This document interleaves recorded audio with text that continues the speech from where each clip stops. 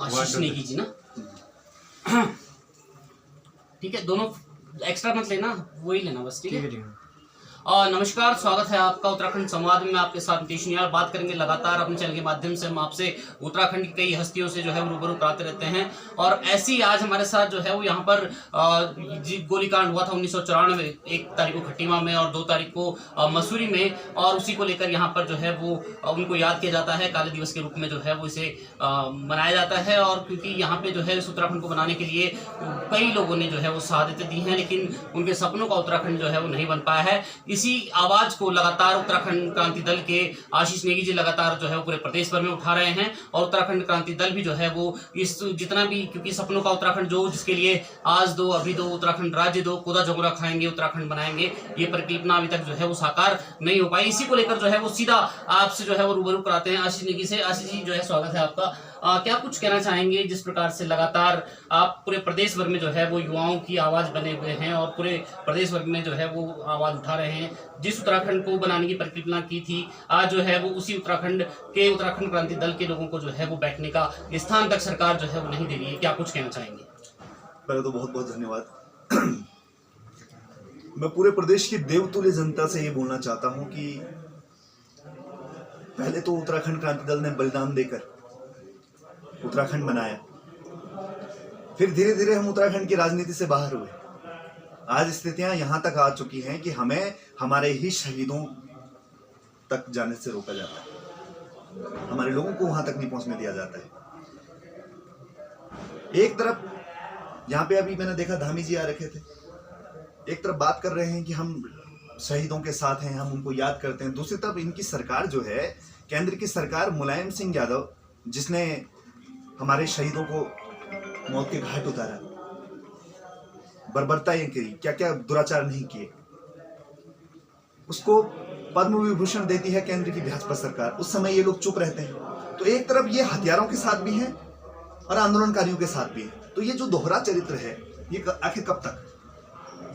फिर उत्तराखंड क्रांति दल के लोग ही थे जो शहीद हुए थे, या भारतीय जनता पार्टी का कोई एक व्यक्ति दिखा दे जो शहीद हुआ हो, पर वो भी नहीं।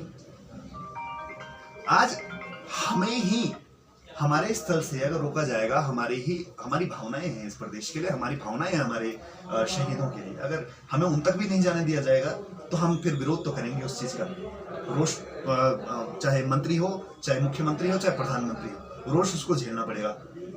एक बड़ा सवाल जो है वो निकल के आता है, क्या वाकई में जो है पहाड़ का रह गया है? क्योंकि हम कहते थे जल जंगल जमीन की लड़ाई जो है वो उत्तराखंड क्रांति दल ने इस राज्य को जो है वो बनाने के लिए लड़ी जो है वो। लेकिन जिस प्रकार से हम देख रहे हैं कि हमारा पास मूल निवास हमारा जो है वो 1950 मांग के हम थक गए।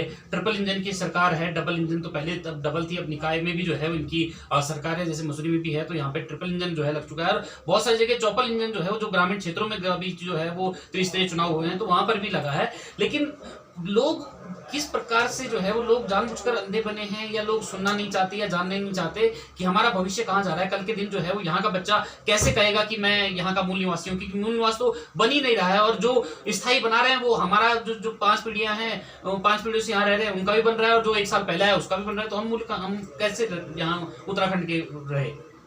देखिए, ये सवाल बहुत वाजिब है। देखिए क्या होता है कि जब से ये राज्य बना तब से दोनों राष्ट्रीय दलों ने स्थायी और अस्थायी का खेल हमारे साथ खेला है। पहले इन्होंने स्थायी अस्थायी का खेल राजधानी गैरसैंण के साथ किया, फिर उसके बाद प्रमाण पत्रों में किया, फिर उसके बाद नौकरी में किया। जैसे आप देखेंगे उपनल में जो संविदा कर्मचारी जो लोग हैं वो कहाँ के हैं? वो पहाड़ के मूल निवासी हैं वो लोग। और उनको आप देखते होंगे कि जितने भी ग्रामीण डाक सेवक जो बाहर से जितने भी लोग आए हैं उनको पक्की नौकरियां मिली हैं। तो पहाड़ी तो रह ही नहीं गया है ना, और ना पहाड़ी प्रदेश बन पाया। कल्पनाओं का उत्तराखंड जो हमने मांगा था उसकी राजधानी तो गैरसैंण थी। वहां तो जल जंगल जमीन का अधिकार मिलना था, आज नदियों पे भी अधिकार यूपी का है, केंद्र का है। हमारे संसाधनों से हमारी जेब काटी जाती है। पानी हमारा डैम हमारी जमीन में बना हुआ और बिजली फ्री मिल रही दिल्ली वाले को। तो हमारे ही संसाधनों से हमारी जेब काटी जा रही है। आप ज्यादा दूर मत जाइए मसूरी में, आप जॉर्ज एवरेस्ट का एग्जांपल क्यों नहीं लेते? जॉर्ज एवरेस्ट में एक पूरा पहाड़ कंपनी को लीज आउट कर दिया गया। उसने वहां के लोगों को चलने नहीं दिया उस रास्ते पे, फेंसिंग लगा दी, जानवरों को तक क्रॉस नहीं करने दिया। किसकी सरकार में हुआ है? जनता अभी भी कह रही है ट्रिपल इंजन, डबल इंजन, ये सारे इंजन फेल हो जाएंगे। जिस दिन हम उक्रांद अपने तेवर में आ गया और धीरे धीरे उक्रांद अपने तेवर में लौट रहा है, उस दिन ये सारे इंजन फेल हो जाएंगे।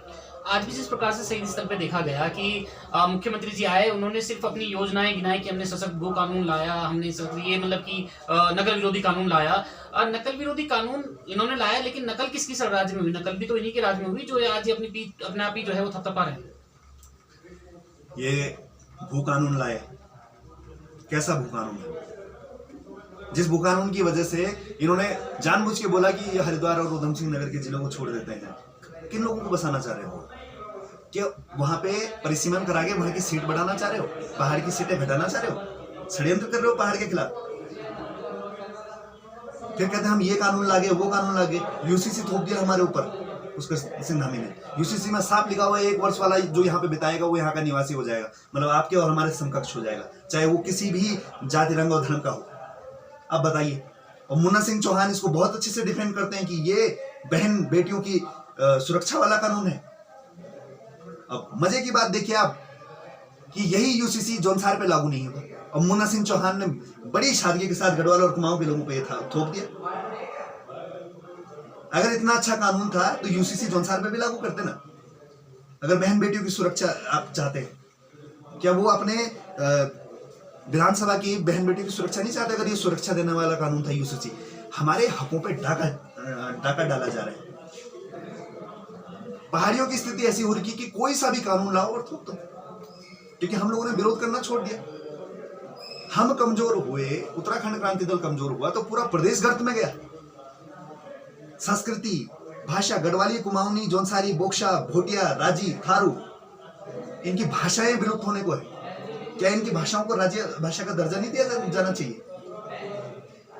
महाराष्ट्र है, महाराष्ट्र की अपनी भाषा है, पंजाब है, पंजाब की अपनी भाषा है, हमारी भी अपनी भाषा है, पर हमें जबरदस्ती हमें एक हिंदी भाषी राज्य के रूप में थोपा गया है, जिसके कारण अन्य हिंदी भाषी राज्य के लोग यहाँ पे आ रहे हैं, यहाँ की नौकरी में तृतीय और चतुर्थ श्रेणी में भी रोजगार पा रहे। भाषा रोजगार देती है, संस्कृति रोजगार देती है।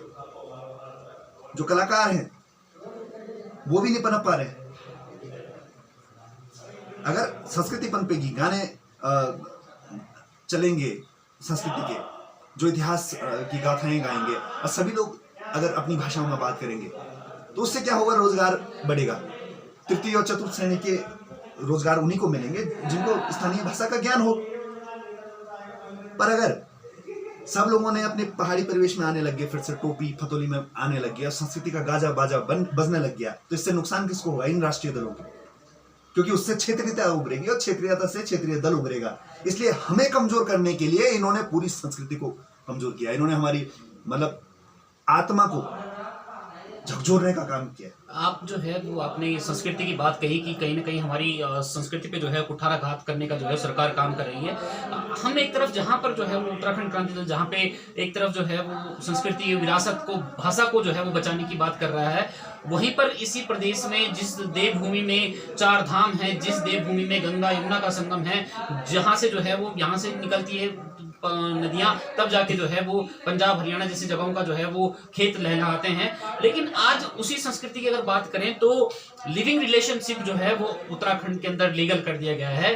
मतलब कि आप यहाँ पर वैश्यावृत्ति को, पहले आपने शराब के ठेके खोले और अब आप जो है वो शबाब का जो है वो प्रचलन ला रहे हैं। स्पा सेंटर देखिए आपको जो है हर 10 कदम पे मिलेंगे। इस देवभूमि में आखिर जो है ये इसको बनाना क्या चाहते हैं? देखिए, ये पहाड़ विरोधी और राज्य विरोधी लोग हैं। मैं साफ सीधे शब्दों में बोलता हूँ, ये इस देवभूमि को, यहाँ के लोगों को थाईलैंड की तरफ भी डेवलप करना चाहते हैं। एक तरह का वैश्यावृत्ति वाला टूरिज्म यहाँ पे लाना चाहते हैं, ताकि हुड़दंगी लोग अपनी गाड़ियों में आए, शराब का सेवन करें। जो आप देख भी रहे हैं, चल भी रहे हैं, ये सब चीजें चलन हो रही है। जगह जगह पर ठेके खोल रखे हैं। संस्कृति की बात करते हैं ये लोग धर्म बचाने की बात करते हैं। यूसीसी में ही तो ये लिविंग रिलेशनशिप वाला था पूरा का। हमने इसका उस समय भी विरोध किया। यूसीसी ये भी है कि कोई व्यक्ति अगर लिविंग रिलेशनशिप में रहता है तो यदि उनको संतान की प्राप्ति होगी तो किसकी जिम्मेदारी होगी? वो इस राज्य की जिम्मेदारी नहीं है फिर? वो बच्चा मूल निवासी होगा कि नहीं होगा? फिर वो व्यक्ति तो हो ही गया मूल निवासी, वो अपनी नाना की तरफ की संपत्ति में हकदार हो जाएगा वो बच्चा। तो इस तरह का ये कानून था, इसका हमने भरपूर विरोध भी किया है। खनन यहाँ हो रहा है, नदियों को खंगाला जा रहा है, ठेकेदार बाहर के आ रहे हैं, नेता भी अब हरियाणा से चुनाव लड़ने यहाँ आ जा रहे हैं। देहरादून में आप देखिए, वो क्लबिंग कल्चर ने देहरादून को बर्बाद करके रख दिया। रात भर क्लब्स चलते हैं, वहां पे शराब चलती है, नशे चलते हैं, उसके बाद वहां पे हथियार लहराते हैं, लड़ाई करते हैं। सड़क देहरादून और पहाड़ जो है सेफ नहीं रह गया रात को निकलने के लिए। जिस प्रकार से आप सुरक्षा की बात कर रहे हैं, तो मैं ये आपसे जरूर जो है जानना चाहूंगा, जिस प्रकार से ऋषिकेश में जो है वो पासवान आके जीत रहे हैं, एक गुरुजी जिन्होंने क्या कुछ नहीं किया, हमने देखा कि कितने सिंपल साधारण स्वभाव के जो है व्यक्ति हैं, और वहीं पर जो है उस पासवान की विजय के बाद किस प्रकार से पहाड़ियों को गाली दी गई, किस प्रकार जो है वो प्रेमचंद अग्रवाल भरे सदन में कैसे जो है ये उत्तराखंड साले पहाड़ियों का है। तो ये आखिर दिखाना क्या चाहते हैं पहाड़ के लोगों को, बताना क्या चाहते हैं पहाड़ के लोगों को, बाहर के लोगों को प्रोत्साहन और अपने लोगों को दबाना, तो ये दमनकारी नीति जो है वो आखिर कब तक चलेगी? देखिए, दमनकारी नीति तब तक चलेगी जब तक सबको अपने अधिकारों का ज्ञान नहीं होगा, जब तक आपकी भावनाएं इस प्रदेश के लिए जागृत नहीं होंगी, तब तक ये दमन यूं ही चलता रहेगा। पंजाब की संस्कृति पंजाबी है, वहाँ का कल्चर पंजाबी है, उनका पहनावा पंजाबी है, तो पहाड़ की जो संस्कृति है पहाड़ी है, हमारा जो संस्कृति है वो पहाड़ी है। अब ये बात ये नहीं है कि अन्य देश के लोग आ सकते हैं यहाँ पे, चुनाव लड़ सकते हैं, वो कोई बड़ी बात नहीं है, पर हम ये कहते हैं हम कि पहला अधिकार हमारा है हर संसाधन पे। इस देश में हमारा बहुत बड़ा योगदान है। इंडिया जो है, भारत जो देश है, वो बहुत संस्कृतियों का एक गठजोड़ है। अलग अलग संस्कृतियां एक मिलके एक देश का निर्माण करती हैं। पर उत्तराखंड को क्या बोला जाता है? जैसे मैं सुबोध उनियाल का भाषण सुन रहा कि हम भी मध्य प्रदेश से आए हैं, हम बिहार से आए हैं। अरे आप अगर बिहार से आए हैं तो क्या हम गढ़वाली बोलने का ढोंग कर रहे हैं या देवता नचाने का ढोंग कर रहे हैं?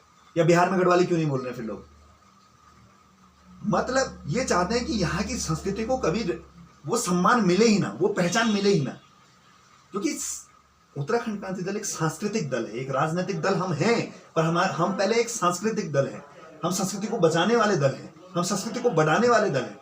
और संस्कृति पे कुठाराघात ये लोग इसीलिए करते हैं, ये पहाड़ियत पे कुठाराघात करने वाले लोग इसीलिए कुठाराघात करते हैं ताकि हम ना पलटे।